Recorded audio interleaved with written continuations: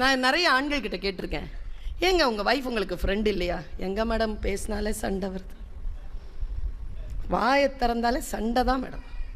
நான் ஒரு விஷயம், ரொம்ப நுட்பமாக ஒரு விஷயம் சொல்கிறேன்.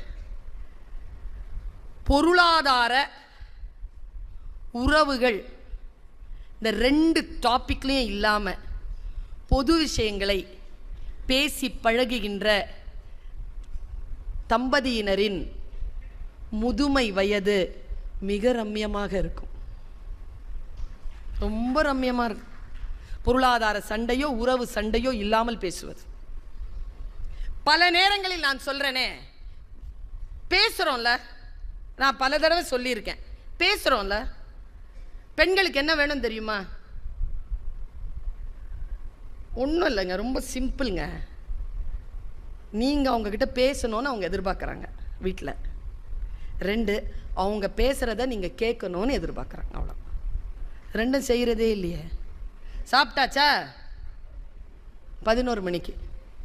குழந்தைங்களாம் சாப்பிட்டாச்சா? செலவுக்கு எதாவது காசு வேணுமா? முழிச்சிட்ருக்கிற, இன்னும் தூங்கு. இதை சொல்கிறதுக்கு எதுக்கு நீ? இப்போ ஒன்றும் இல்லை. இப்போ நீங்கள் வந்துட்டு போனீங்கல்ல,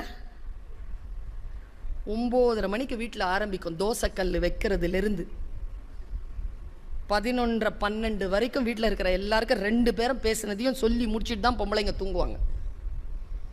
ஆண்கள் எல்லாம் நல்லா தான் இருந்துச்சு, என்ன சாப்பாடு?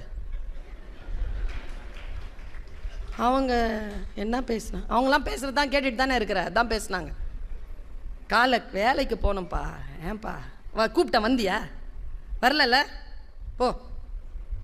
இது ஆண்கள் மொழி, இது பெண்களுக்கு பிடிக்காது. நாங்கள் அந்த மாதிரி பேசுகிற ஆண்களை என்ன பண்ணுவோம் தெரியுமா? சொல்லட்டுமா? இப்போ ஒன்றும் சொல்ல மாட்டோம். உங்களுக்கு 65 வயசு ஆகட்டோன்னு காத்துட்ருப்போம். அப்புறமா ஒன்றொன்னா எடுத்து, அப்புறம் குத்துதே குடையுதேன்ட்டு இருப்பீங்க. வீட்டுக்கு போனால் நிம்மதியே இல்லை மேடம். எப்படி இருக்கும்? 30 வயசுலேயே அந்த நிம்மதியை நீ தேடி இருக்கணும். இல்லைல்ல, அவமானப்படுத்தினல்ல, அனுபவி. 65 கன்று மாதிரி இருக்கும் வைஃபு, ஷார்ப்பாக இருக்கும் எல்லாம் நல்லா